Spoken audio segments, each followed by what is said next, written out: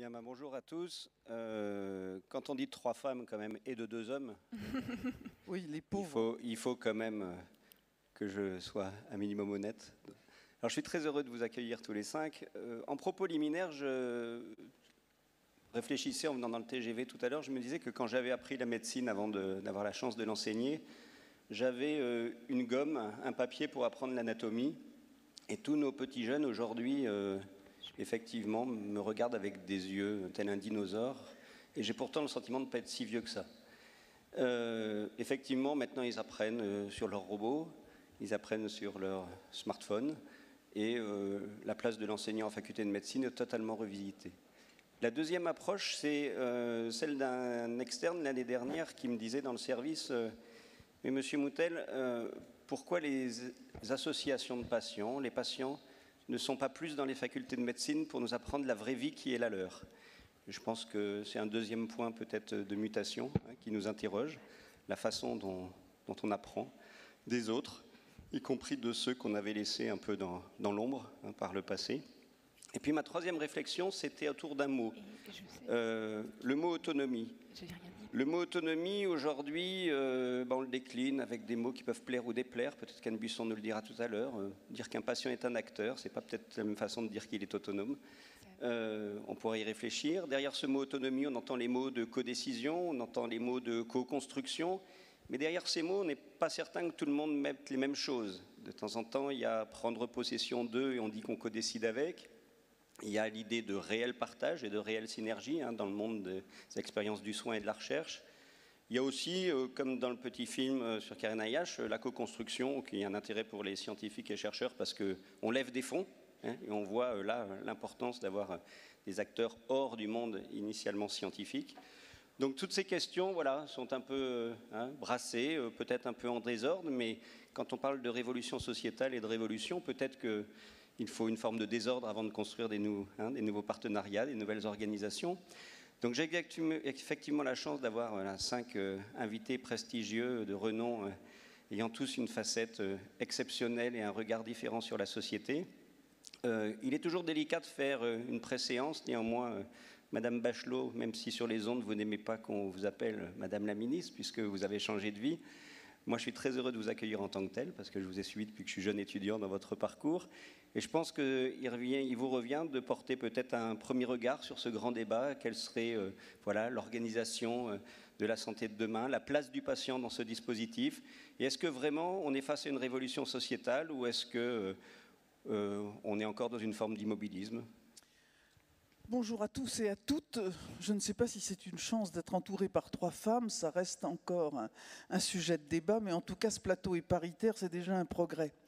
Oui, nous sommes effectivement devant une révolution sociétale dont on ne peut que regretter d'ailleurs qu'elle ne soit abordée dans le débat qui va nous animer lors des élections présidentielles de façon tout à fait superficielle et en restant à l'écume des choses, tellement ces questions sont absolument importantes. Vous avez parlé d'autonomie.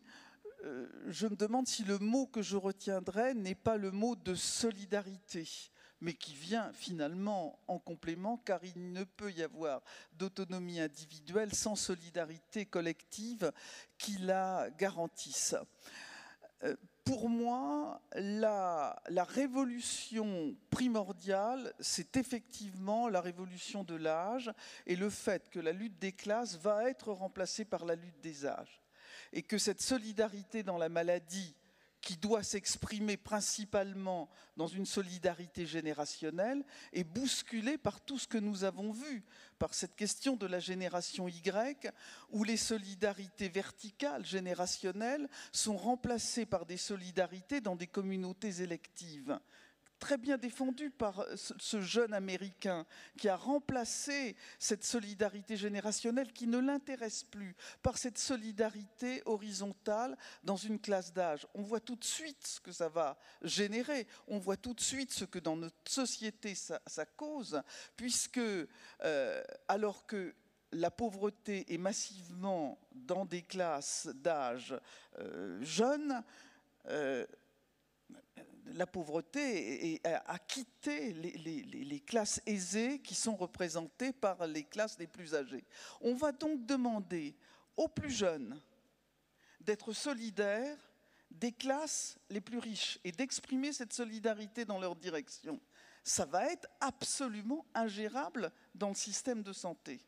Et on voit les difficultés qui vont se poser. C'est pour ça que je préfère mettre le terme de solidarité en premier avant le terme d'autonomie. Mais tant pis si vous n'êtes pas d'accord, ça m'est égal. C'est le charme des discussions. C'est-à-dire, si on est d'accord, on retourne à la maison. Alors sur ce débat un petit peu de révolution sociétale, on a un regard un petit peu, on va dire, sociopolitique de la part de Roselyne Bachelot. Hervé Schneeweiss, comment est-ce que tu ou vous verriez les choses? Dans d'autres sphères, on se tutoie, alors on ne va pas faire semblant sur le plateau. Tout à fait, on n'est pas dans une arène politique. Alors forcément, ici, je défends un point de vue qui est celui d'une institution de recherche, l'INSERM, et du comité d'éthique de cette institution qui est paritaire, non seulement paritaire en genre, c'est pas par vous excuser.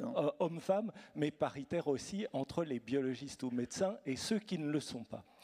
Tout ça pour dire que nous, la façon dont on analyse les choses, parce qu'on n'a pas à prendre parti, on a à expliciter les tensions, c'est celle des anticipations. Il a été parlé tout à l'heure de la précision d'un côté, de la complexité de l'autre. Aujourd'hui, on est, à travers la recherche et à travers les convergences de ce qui peut être connu sur le génome, de ce qui peut être connu sur l'imagerie médicale, on est dans des phénomènes d'anticipation, ce qui fait que l'INSERM a une longue tradition depuis 20 ans d'interaction avec les associations de malades. Il y a plus de 450 associations qui sont représentées au sein du GRAM, et au sein du comité d'éthique, nous avons une personne représentant les associations de malades.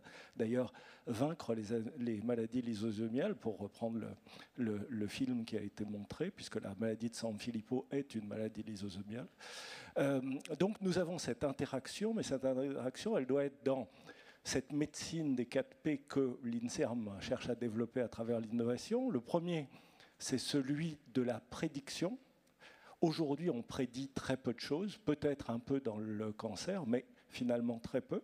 La question éthique de si l'on prédit, qu'est-ce qu'on peut prévenir, ou on prédit pour agir, et malheureusement, on est encore dans on est démuni dans beaucoup de cas sur la possibilité.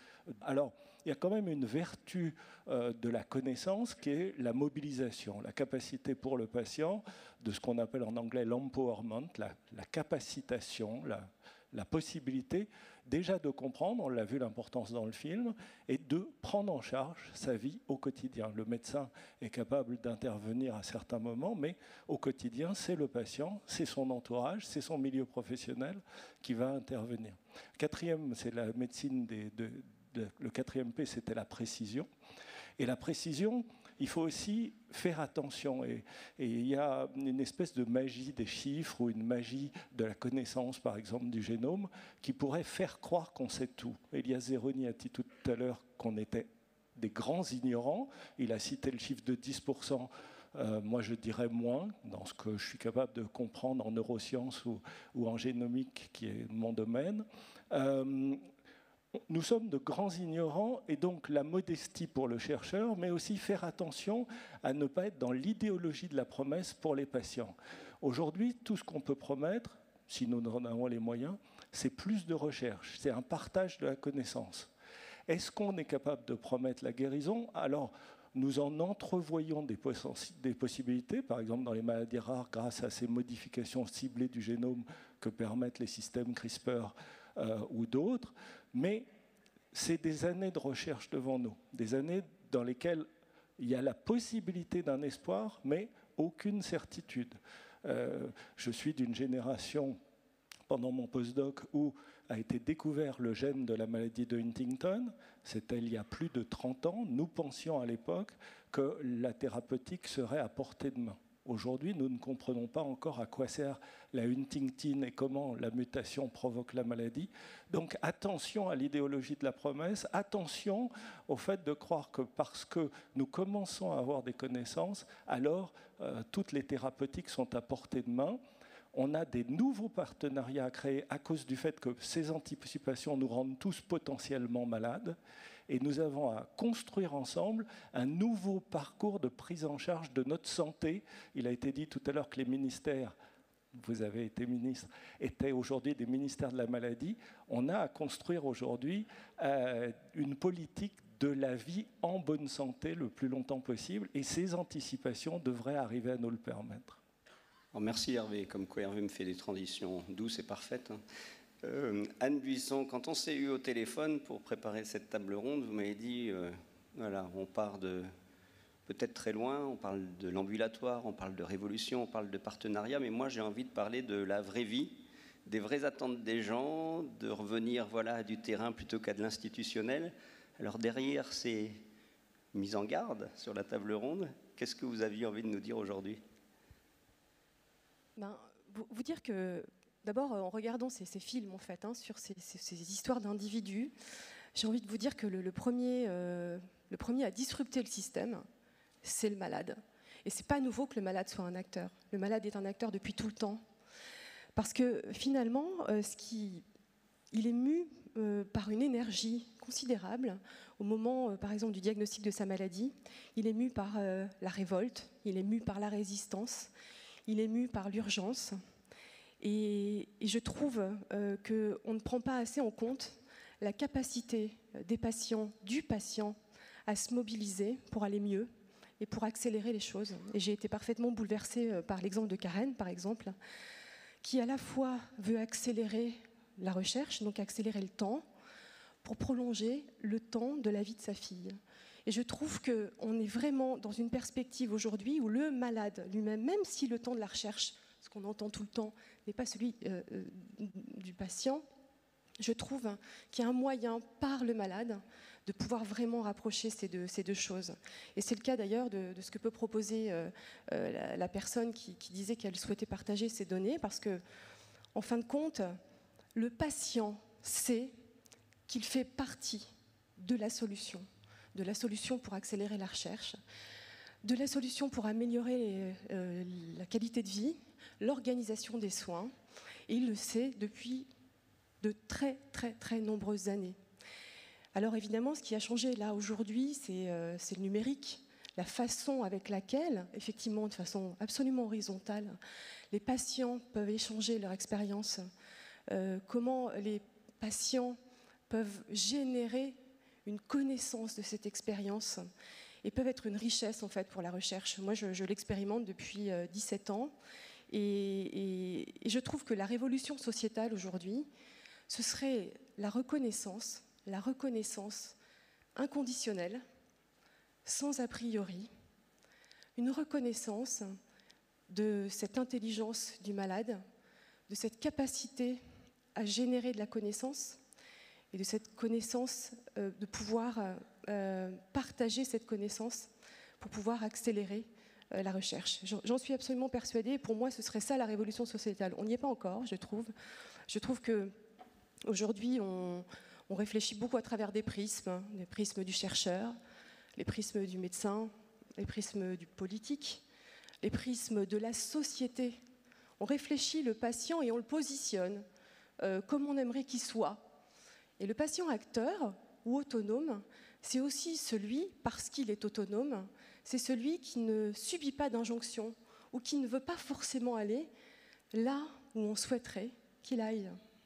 Donc je crois que ce serait ça la révolution, c'est que finalement, au lieu de parler de construction, peut-être qu'on pourrait parler simplement, je ne sais pas, de co-conception, de co-création, d'être là vraiment au premier chef avec tous les autres, pas seulement comme patient centré ou au centre, ou comme pas comme qui aimerait construire ou co-construire des idées qui seraient déjà sorties. Voilà. Il y a déjà une première opposition entre vous, c'est fou, parce que déjà ça marche pas. Parce que vous avez une approche populationnelle de la prévention, de la prédiction, avec le fait que le malade, il est malade dès sa naissance, et une démarche purement individuelle. Comment vous allez vous cogner là entre vous? Vous voyez déjà que c'est pas mal d'avoir une ministre qui devient quand même médiatique, parce que en fait l'animation du plateau va être très très compliquée pour moi.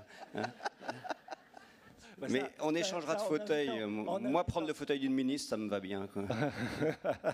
Voilà, on a déjà un candidat au poste de ministre. Non, mais cette participation du patient, elle est existante déjà dans de nombreux... Bon, écoutez, l'AFM, enfin moi je suis d'une génération avec la génétique où dès la fin des années 80, on a eu besoin des patients pour arriver à rassembler des familles, à aller voir les uns les autres et à être capable d'identifier des mutations dans des maladies. Dans notre cas, c'était des maladies neurologiques. Mais donc, et puis la grande révolution, elle date de 1995 avec l'émergence presque violente des associations de patients atteints du sida dans le champ des laboratoires de recherche, dans le champ des hôpitaux, l'exigence de nouvelles consultations. Hervé, ce que je te propose, c'est qu'on refait parce qu'on a encore 30 minutes devant nous, donc le débat, on va le réanimer, mais j'aimerais quand même passer la parole à Agnès Buzyn. Agnès Buzyn, comme tout le monde sur cette table dira bien ce qu'elle veut, il y a quand même une vraie question aujourd'hui par rapport à la question de l'attente populationnelle vis-à-vis de la sécurité, vis-à-vis de ce que doit être la santé publique, vis-à-vis de la liberté quand on parle et quand on a travaillé ensemble sur les questions d'éthique, du dépistage, jusqu'où doit aller la liberté individuelle versus la volonté politique d'implémenter de la prévention auprès de populations. Il y a aussi la question peut-être délicate du rôle des agences, de la responsabilité, du chapeau qu'on leur fait porter dans notre système démocratique. Enfin, je pense qu'il y a tout un tas de questions qui amènent à se poser la question de demain, comment, d'abord Agnès, vous qui êtes d'abord médecin à la base, que j'ai suivi dans mes jeunes années à Necker, et ensuite aux fonctions où vous êtes, ce regard qui est le vôtre du soin jusqu'à l'institution régulatrice, comment vous le voyez ? Alors vous avez raison, je vais dire ce que je pense. Je vais commencer par ne pas répondre à votre question exactement. Ça fait partie du jeu, ça. Parce que j'avais envie de rentrer dans le débat. Je pense que la révolution, elle est largement en marche.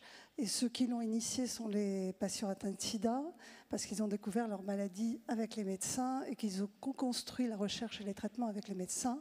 Et de ce moment-là, cette révolution du patient acteur a démarré. Ce que j'observe, c'est qu'elle a mis du temps à s'installer et qu'on est aujourd'hui à peu près tous d'accord sur le fait que le patient doit être acteur, que la décision médicale doit être partagée. De toute façon, le contexte, il nous oblige. Les maladies chroniques, aujourd'hui c'est 10 millions de patients en ALD, ça va doubler dans les 10 ans, font que les patients connaissent mieux leur parcours, connaissent mieux les effets secondaires des traitements que la plupart des médecins.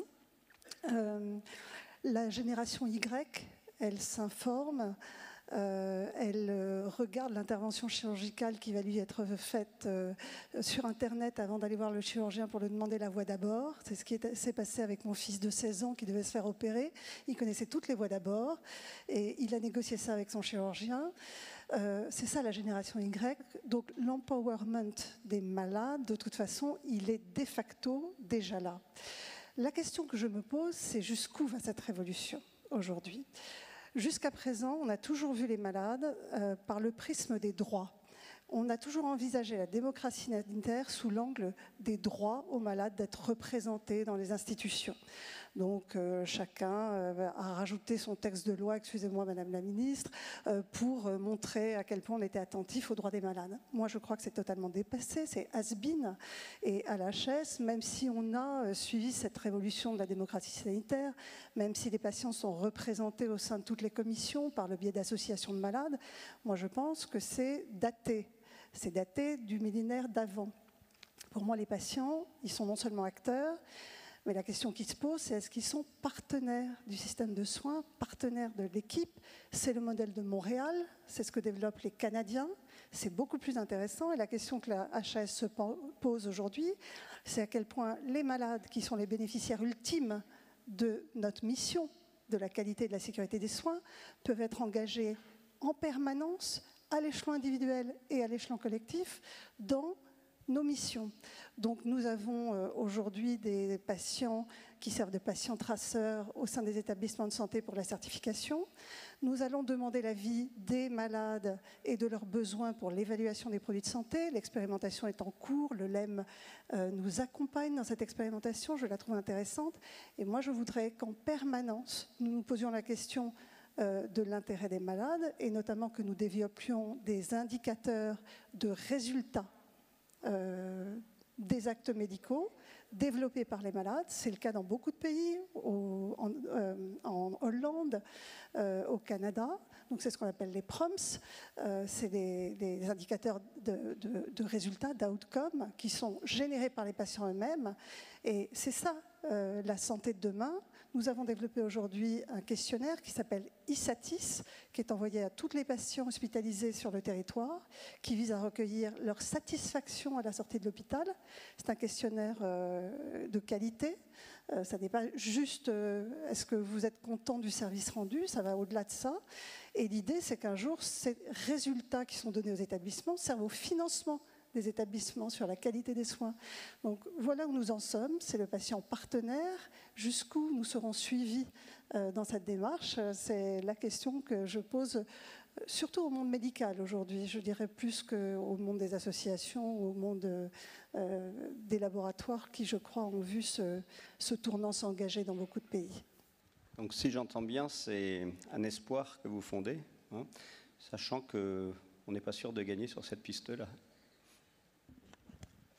Puis là, on est dans un patient super autonome, un patient jeune, un patient cultivé. Enfin, la réalité de la maladie et de la mort, c'est que les dépenses de santé, elles sont principalement avec un patient qui est en situation de déficience, qui a perdu son autonomie intellectuelle. Comment on fait marcher votre système avec ce genre de malade? Alors, on va faire comme tout à l'heure, on va essayer de demander à un industriel de répondre à votre question, puisque j'ai compris qu'il ne fallait plus de poser de questions. Donc Guy Ferman, vous avez le droit aussi de ne pas répondre à la question de Roselyne Bachelot. Mais après, je pense que tout ça va prendre corps de manière intelligente. Mais je serais ravi d'essayer d'y répondre. Je pense que d'abord que ce débat est intéressant et de haute volée, donc je suis honoré d'y participer, qu'il n'y a pas d'opposition entre le populationnel et l'individuel, et que les systèmes de rémunération des différents acteurs ou partenaires sur la base des résultats est le seul moyen de s'en sortir. C'est vrai partout. Pourquoi ça ne serait pas vrai dans le monde de la santé? La santé, c'est un... Moi, ce matin, Elias Zeroni employait 2 mots, complexité et précision. Moi, si j'avais 2 mots, ce serait optimisme et frustration. Parce que optimisme, il y a tellement d'avancées thérapeutiques, scientifiques, technologiques. Le problème, il n'est pas tellement là d'une certaine manière. Mais il y a tellement de peu de mise à l'échelle. On croule sous les pilotes, sous ces petites expérimentations qui ont démontré une valeur ajoutée. Un des moyens de sauver, à mon avis, à mon humble avis, de sauver le modèle fondé sur l'innovation, ce modèle, il est en danger mortel. Moi, ça ne fait que 30 ans que je travaille dans ce laboratoire pharmaceutique. Je suis inquiet sur la pérennité du modèle fondé sur l'innovation parce que l'opinion publique, les médecins, le système n'accepte plus le prix. Et il pourra peut-être accepter une valeur décuplée d'un médicament à l'intérieur d'un système, d'un médicament qui serve de catalyseur à déclencher plus de valeur et d'un système qui documente la valeur créée en vie réelle. Et la technologie, elle est là maintenant pour faire ça.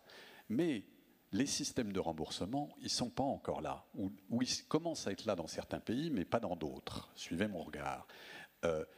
Les modèles de gouvernance, ils ne sont pas encore là. Ils sont dans certains pays, mais pas dans d'autres.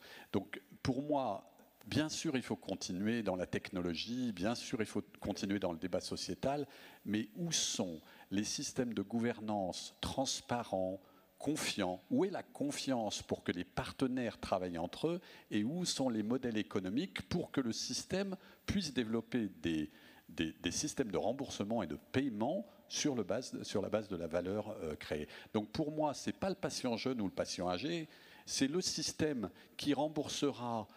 Je prends l'exemple de la maladie d'Alzheimer, sujet important et qui nous tient à cœur. Moi, j'ai travaillé avec une petite entreprise en Californie qui développe en ce moment un modèle et des études dans le traitement de la maladie d'Alzheimer avec l'hypothèse suivante. Qualifiant l'aidant, coachant, éduquant, évaluant l'aidant aura un impact sur l'outcome pour le patient.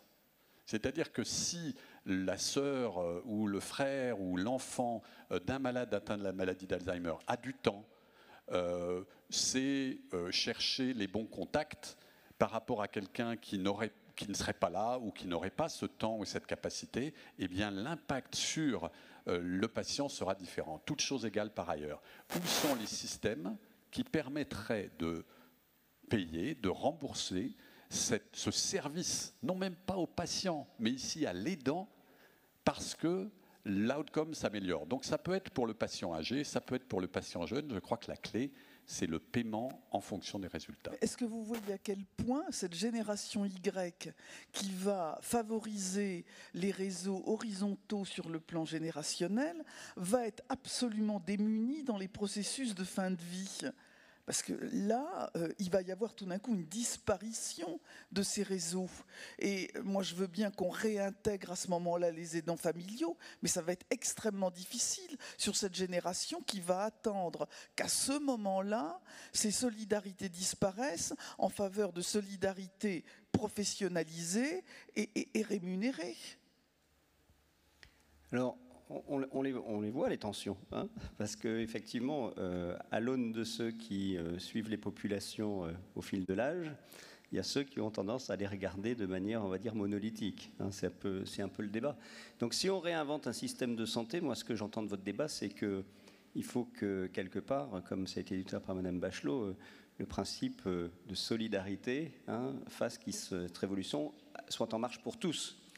Or, le soit en marche pour tous, effectivement, ce sera le débat de demain. Pour ceux qui travaillent aujourd'hui sur les inégalités sociales de santé dans notre pays, on sait qu'il y a un débat sur cette question de la révolution sociétale. Hein. C'est est-ce qu'elle profite aux uns, pas aux autres, hein. Je vois que c'est peut-être un peu ça qui vous oppose.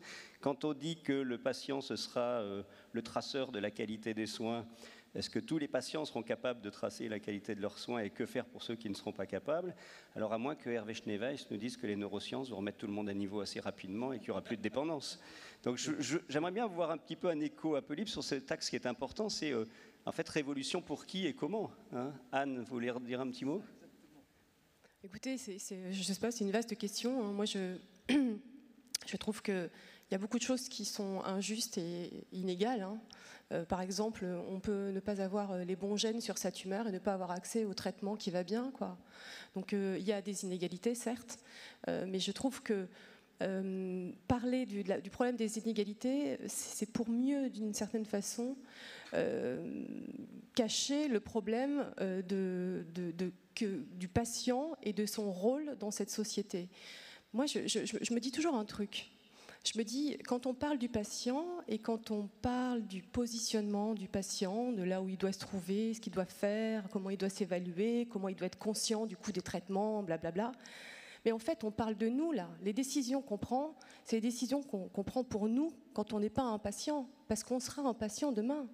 Donc il faut penser au fait que toutes les décisions et tout ce qu'on dit aujourd'hui sur le patient, on le fait pour nous-mêmes. Ça, c'est vraiment très important. Et la deuxième chose, c'est que, en fait, il me semble que l'évaluation par le patient, on lui demande déjà un certain nombre de choses à évaluer. Par exemple, sa douleur, on lui demande par exemple d'évaluer sa maladie à un instant T, savoir s'il va bien, s'il ne va pas bien. Et puis finalement, quand on se dit, bah tiens, en fait, il est en capacité d'évaluer, là où ça commence à grincer, c'est quand quand lui, il a envie aussi d'évaluer la qualité de ses soins, d'évaluer la relation à son médecin, d'évaluer l'organisation des soins. Donc c'est ça qui est en train de craquer, ce que vous disiez en fait, hein, Madame Buzyn, qui est très vrai. Et je trouve d'ailleurs que l'initiative de la HAS sur l'évaluation d'une molécule me semble vraiment hyper pertinente, parce que je crois que au final, le patient, c'est toujours celui qui est concerné au premier chef et qui n'est jamais, d'une certaine façon, à qui on ne demande jamais, par exemple, ce qu'il en est de l'efficacité de son traitement. Donc ce que vous disiez dans la vie réelle et sur la façon dont on devait aujourd'hui évaluer l'efficacité des traitements en particulier me semble d'une importance considérable de l'évaluer en vie réelle et pas seulement à un instant T, justement. C'est ça le problème de la HAS, mais de façon en flux. C'est-à-dire vraiment au fil de l'eau, de la vie, et vraiment de savoir ce qu'en pensent les patients. Donc, moi, ce discours sur les inégalités, sur le prix du médicament, d'ailleurs, on n'est pas à la table ronde économique, on en parlera peut-être tout à l'heure, mais je trouve que... Moi, je voudrais qu'on se recentre vraiment sur aujourd'hui ce que c'est le rôle d'un patient dans la société. Comment on peut aussi imaginer de faire remonter des données qui ne sont pas forcément faites par le patient. Vous disiez tout à l'heure, le patient s'il est trop vieux, s'il est trop déficient, on ne pourra pas lui demander d'évaluer, etc. Mais il y a plein de façons de faire remonter des données des patients en vie réelle. Il en parlait très bien, M. Watson, tout à l'heure, Pascal Sampé. Les données non structurées sont extrêmement importantes pour savoir en fait comment vit un patient, sa qualité de vie, et ça génère des connaissances qui sont assez inédites. Et on peut le faire d'ailleurs grâce aujourd'hui aux méthodes du big data. Et je pense que ça, c'est un enjeu pour demain, comment faire remonter les données non structurées des patients pour pouvoir en faire des éléments de connaissance objectifs. Ça me paraît très très important. Nous, par exemple, c'est ce qu'on est en train de faire avec notre association. On a un forum depuis 16 ans et on a pris les 10 dernières années de ce forum et on essaye de faire remonter ces données non structurées pour pouvoir objectiver et dire que d'abord, ça génère de la connaissance et que peut-être on est en capacité en plus d'avoir des hypothèses, des pistes de recherche, parce qu'un patient a lui-même sa propre idée sur les hypothèses de recherche. Agnès, on peut peut-être rebondir sur ce débat-là qui me semble intéressant. Tout à l'heure, vous avez évoqué les proms.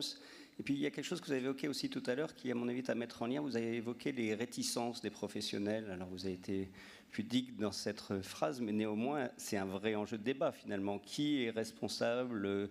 Qui coordonne? Qui a la maîtrise de ces données-là? Et avec quelle légitimité? C'est une question qu'on peut se poser pour les années à venir. Alors, d'abord, je pense que c'est générationnel. Vous parliez de lutte de génération pour accéder à la solidarité nationale médicale. Il y a une révolution générationnelle. Quand je parle aux jeunes, j'ai parlé récemment au syndicat des internes, ils sont déjà dans cette démarche-là, ils l'ont compris, ils font partie de cette génération, ils ne conçoivent pas que la décision médicale ne soit pas partagée. Et je pense qu'on viendra à l'acceptation du recueil des données en vie réelle vues par les patients qui améliorent le collectif. En fait, il y a différents niveaux. Il y a l'intérêt individuel du malade dans sa relation avec son médecin de faire remonter des données qui le concernent. Et puis, il y a l'aspect collectif auquel moi, pour la HAS, je suis également très attachée. C'est de faire remonter des données individuelles des malades qui bénéficient d'un système de soins donné et de voir à quel point elles peuvent servir le collectif pour l'amélioration des soins. Alors évidemment, Madame Bachelot, vous avez raison, tout le monde n'est pas en capacité de répondre à un questionnaire sur Internet et notamment une certaine génération.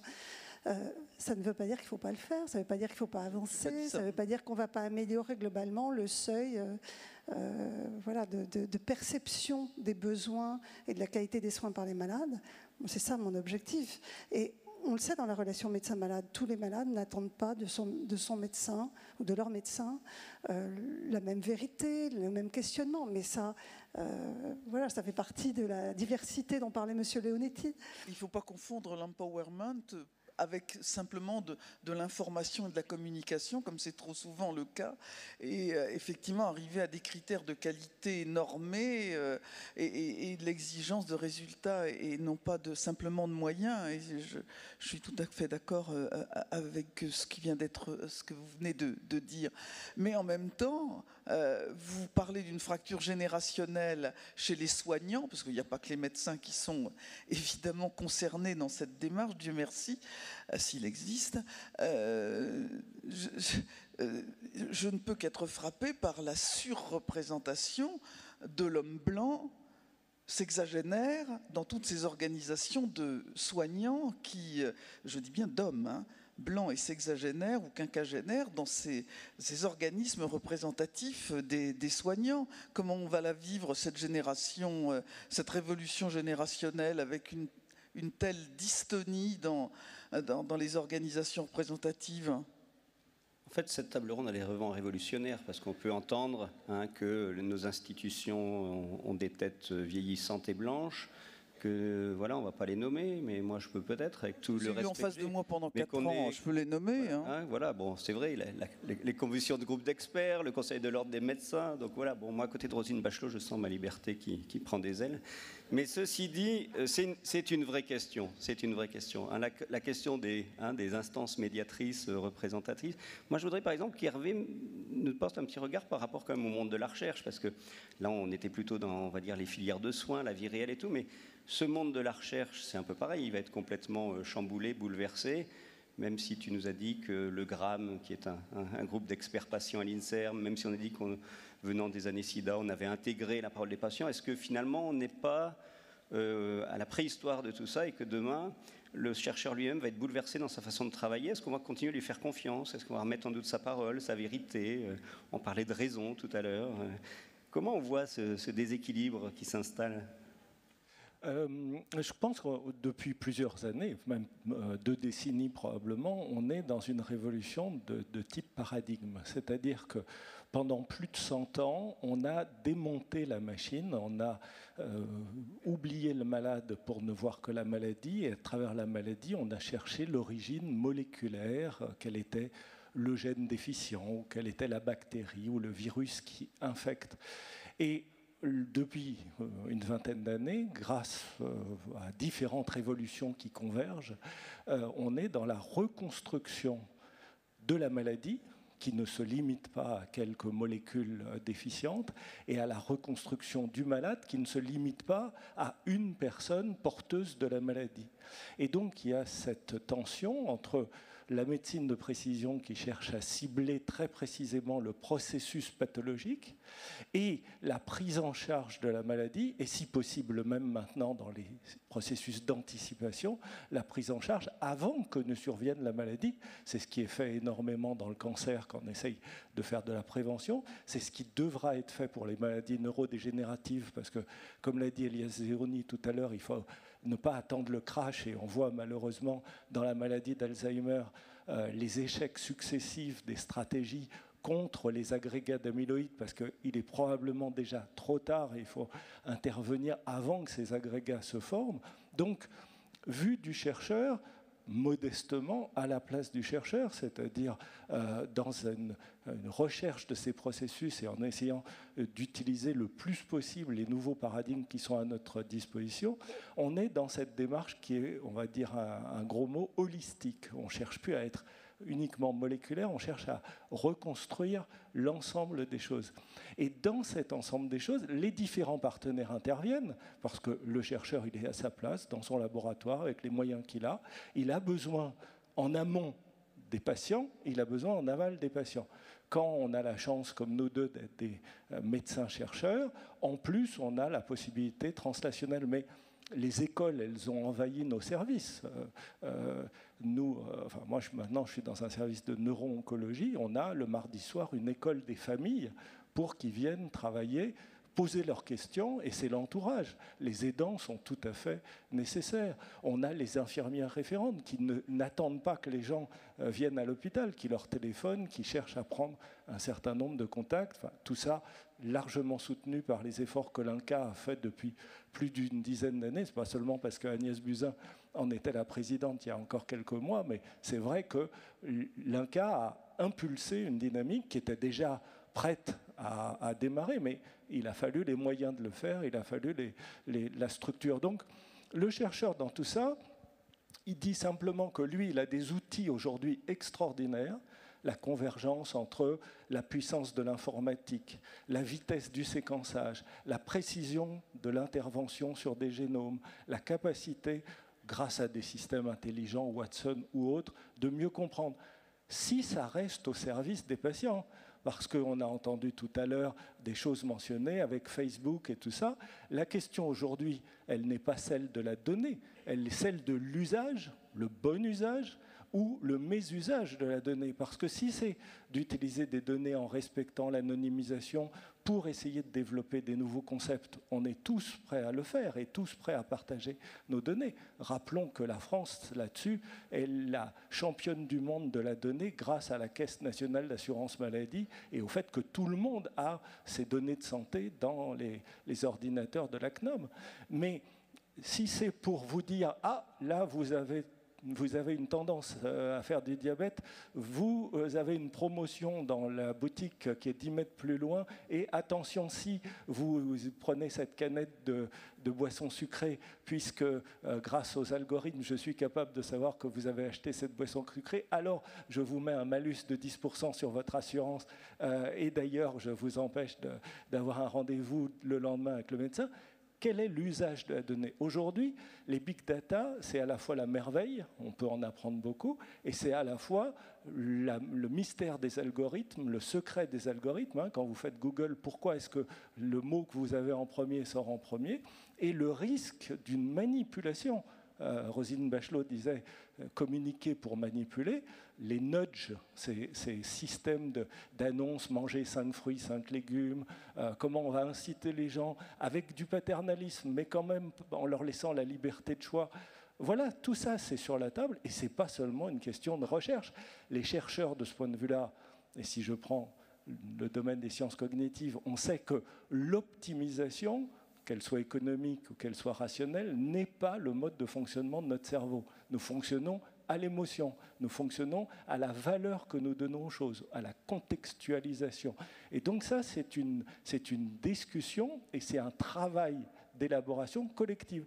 Les chercheurs ont leur place, mais une des places. Non, Hervé, Anne, j'ai promis, parce que la parité veut que je passe la parole à un homme et après je vous passe la parole. Guy Ferman, par rapport à cette question de l'utilisation des technologies, des données, du partage, on voit bien, enfin, on a été plusieurs à l'écrire, que finalement le respect des données CNIL quand on est en France, ça paraissait vraiment minimum, mais quelque part que c'était complètement obsolète. On voit que le patient lui-même livre ses données en pâture au-delà de tout contrôle. Comment vous, du point de vue du monde de l'entreprise du médicament, vous voyez cette question qui est oui, on s'ouvre, oui, on partage, mais oui, on nous risque de nous critiquer en appropriation, en manipulation, ça a été dit un petit peu élégamment. Comment vous pensez que vous positionnez dans les années à venir sur ces questions? C'est pour ça que je serais d'accord avec ce que disait encore Elias Zeroni. On a la chance en France, par rapport aux États-Unis ou à d'autres systèmes, d'avoir un système de gouvernance organisé. C'est une chance si on n'a pas peur d'utiliser la technologie. On peut gouverner ça. Il faut de la transparence, il faut se faire un peu confiance, il faut des garde-fous, il faut donner au pouvoir public leur rôle, mais pas attendre tout des pouvoirs publics.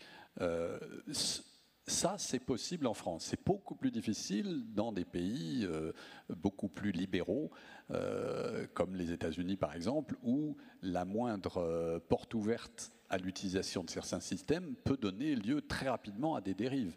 Donc je pense qu'il y a une chance, et c'est pour ça que je suis optimiste, mais je continue d'être frustré parce qu'au nom de peur, qu'elles soient des peurs technologiques, qu'elles soient des peurs générationnelles, on a du mal à passer à l'échelle. Et c'est ça qui est dommage, c'est que les systèmes sont prêts, les solutions sont prêtes, mais la gouvernance n'est pas toujours là, les systèmes d'incitation économique ne sont pas toujours là, et donc moi je rêverais qu'on utilise le cadre français avec tous les bons côtés qui ont été décrits sur la technologie, sur le software, pour offrir des cadres qui permettent d'aller à la mise à l'échelle. D'ailleurs, on n'a pas le choix, et quelqu'un l'a dit, le patient, on ne l'invite pas à être acteur ou partenaire, on a besoin de lui. Le système n'a pas le choix de travailler en réseau, c'est sa survie qui est en cause, parce que les moyens financiers, vous avez travaillé sur la dépendance, Madame la Ministre, on sait bien qu'il y a une bombe financière et de santé publique qui est là. Donc le choix n'est pas entre être prudent par rapport à ce que la technologie ou les mises en réseau permettent, et il faut qu'on soit un peu courageux, avec de la gouvernance pour bénéficier de ces technologies. Oui, mais de toute façon, la mobilité, elle va venir même tamponner notre modèle de gouvernance. C'est comme le nuage de Tchernobyl, tout ça ne va pas s'arrêter aux frontières. La société de demain, elle va être une société globalisée. Le nomadisme, il va frapper, y compris évidemment le système de soins, où on pourra aller chercher du soin partout dans le monde, mais il va aussi tamponner notre modèle de solidarité. On ne peut pas imaginer que ça ne va pas se penser. Donc le big data, il va jouer sur un monde totalement global, et les protections, elles vont voler en éclats, les protections de notre gouvernance. Donc il ne faut rien faire? Non, je ne dis pas qu'il ne faut rien faire, mais je dis penser qu'on va être protégés, nous, sur le plan éthique par notre système, j'ai des doutes furieux. On refera une table ronde, Roselyne, c'est promis, une prochaine fois. Mais il nous reste quelques minutes. Je voudrais quand même que Anne et puis Agnès disent un petit mot sur ces sujets-là, ou les sujets qui leur plaisent. Vraiment Mais 2 secondes.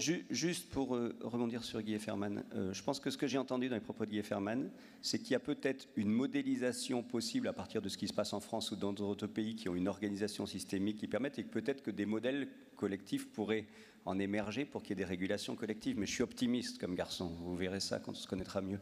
Donc Anne. Bon, c'est prévu ça. Moi, ce que je voulais dire vraiment en 2 secondes, c'est qu'effectivement, ce que vous dites là, c'est un sujet de société. C'est un sujet de société, quoi. Et pour l'instant, on n'a même pas commencé à en parler. Et je trouve qu'il faut arbitrer, c'est extrêmement important, parce que demain, le risque, on parlait tout à l'heure d'inégalités, vous parliez d'inégalités, le risque, c'est simplement de voir des patients qui sont dans un parcours normé, par exemple, à qui on va demander leurs données, à qui on va demander d'être monitorés, de se monitorer, dans le bien-être, etc. Et puis ceux qui ne le seront pas. Et la fracture, ce ne sera pas forcément une fracture numérique, hein. Ça sera une fracture entre le patient qui sera normé, qui répondra d'accord aux injonctions qu'on lui impose dans son comportement, et puis le patient qui ne sera pas d'accord et qui peut-être sera hors parcours de soins. Donc ça, c'est vraiment important de rediscuter de ces questions. Alors, je ne paraphraserai pas Jean Bernard qui disait qu'il y avait les inégalités, hein, on va dire sociétales, sociales, sur lesquelles on s'est battu, qui a dit ensuite il y aura les inégalités biologiques, et on voit des inégalités un peu bio-informatiques et régulationnelles se profiler. Juste parce que la table ronde va s'achever, j'aimerais bien que Agnès Buzyn la conclue, et après on aura les questions de la salle sur lesquelles vous pourrez rebondir.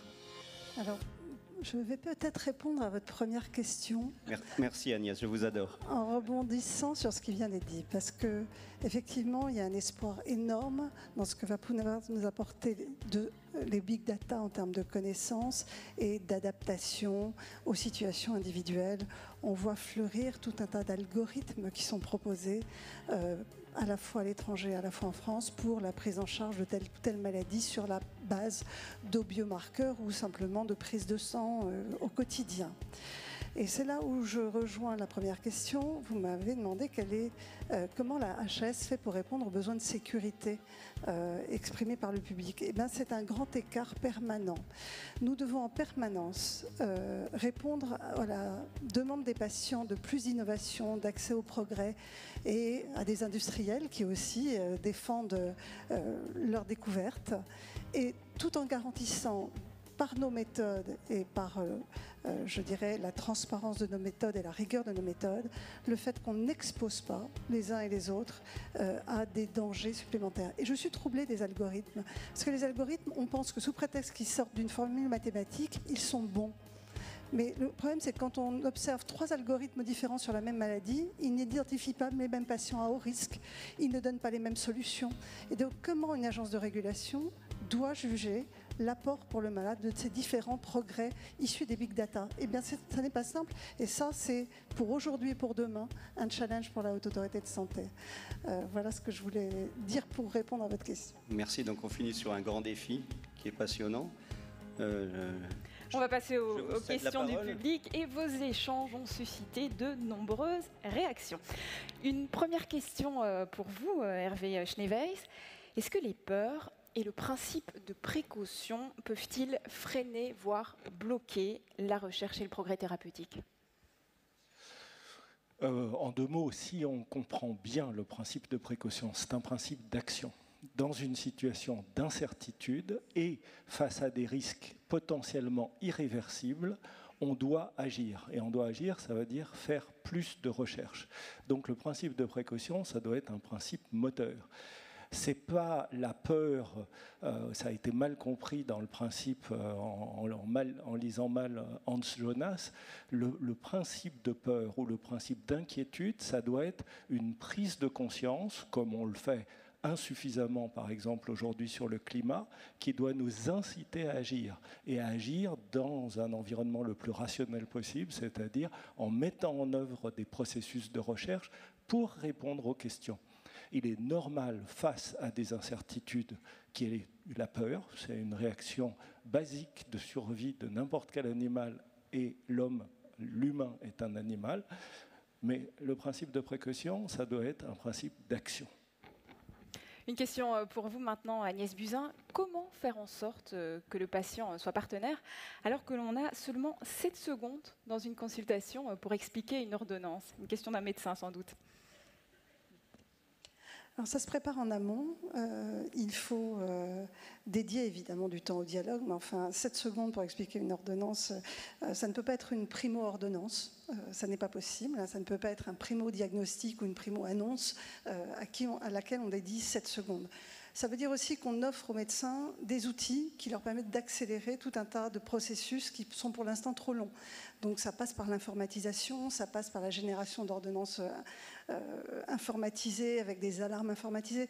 Donc tout cela, c'est de l'accompagnement que l'on doit aux professionnels de façon à ce qu'ils puissent se dédier à ce moment de dialogue. Et puis c'est aussi des outils pour les patients, les outiller pour qu'ils posent les bonnes questions, les outiller pour qu'ils aient le bon niveau d'information au moment où ils arrivent à la consultation. Donc tout ça, c'est l'équipement que l'on doit au parcours de façon à ce qu'il soit le plus efficient possible. Roselyne Bachelot, face à l'utilisation généralisée des données de santé, quelles seront les attentes, voire même les exigences des patients ? Les exigences des patients sont d'abord des exigences d'autonomie, que ces données de santé ne soient jamais qu'un outil et non pas un but final, que les données de santé soient leur propriété d'abord et non pas la propriété des soignants, c'est eux. Et d'ailleurs, Steven, dans le propos liminaire, était parfaitement clair sur ce sujet, et que donc des moyens soient mis à leur disposition pour non seulement y avoir accès sur un plan matériel, mais d'y avoir accès sur le plan intellectuel. Avoir accès à ces données de santé, si on n'est pas capable de les lire, c'est un progrès tout à fait médiocre. Donc une demande d'autonomie, une demande de connaissance, et au-delà, que ces données de santé ne soient jamais tamponnées avec l'exigence de singularité. Ça, c'est absolument fondamental, et ça a d'ailleurs été dit par tout le monde dans cette table ronde. C'est que ces approches populationnelles, ces approches de big data ne fassent l'impasse sur le fait qu'on est seul, on est unique, et que cette exigence d'unicité, elle soit vraiment au cœur de la démarche. C'est bien compris. Guy Efferman, une dernière question pour vous. Comment l'industrie travaille avec les patients dans les autres pays ? On a combien de temps ? Vous avez quelques minutes. Je ne sais pas répondre à cette question. Je pense qu'on est en France, on a une culture, on a des rites, on a des règles.